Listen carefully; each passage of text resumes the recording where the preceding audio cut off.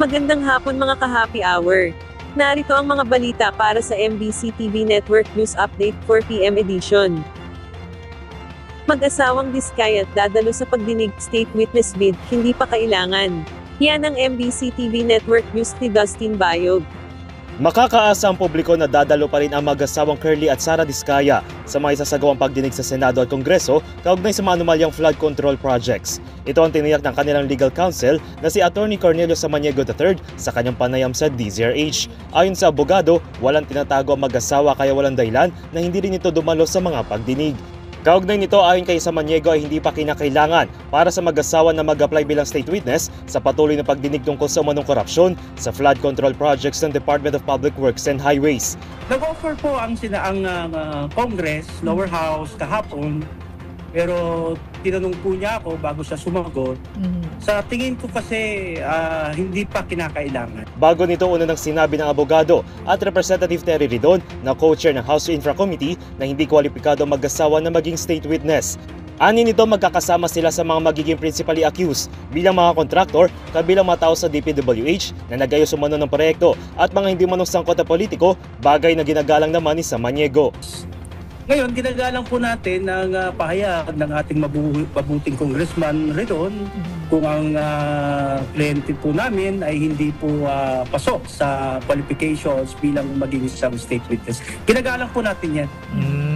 Pero bakit Samantala, hindi rin daw umano selective ang pagturo ng mag-asawa sa mga sangkot sa anomalya dahil ito lamang nakapasok sa expose na sinasabi ng Senado na ikaut mula July 2022 hanggang sa kasalukuyan. So, base po sa patawag ng Senado na dapat mag-account kayo ng from July 2022 to the present kung ano yung mga projects na nakuha ninyo at ano ang kinalaman nyo rito. Doon po base yung affidavit na yon. Mababati naman kahapon na nagbigay babala si Pasig City Mayor Vico Soto na umano nagsisinungaling ang mag-asawa na nais lamang daw maging state witness at matakasan ang accountability. Para sa MBC TV Network News, ito si Dustin Bayog ng DZRH TV. Una sa Pilipinas, una sa Pilipino.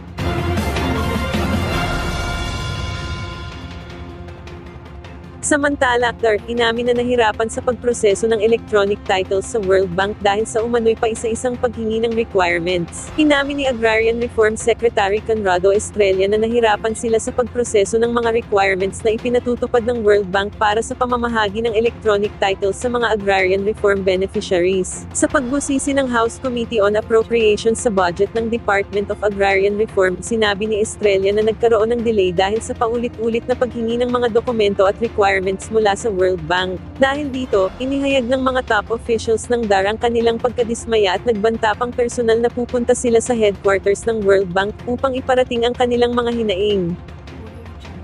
They have been requiring us some things on a piecemeal basis. Kaya imbis na sabihin na lang nila kung anong talagang gusto nila, ibibigay namin lahat.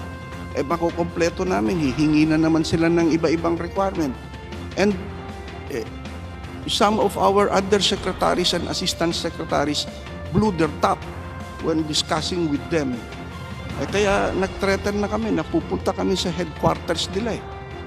It was only then that they started already cooperating with us.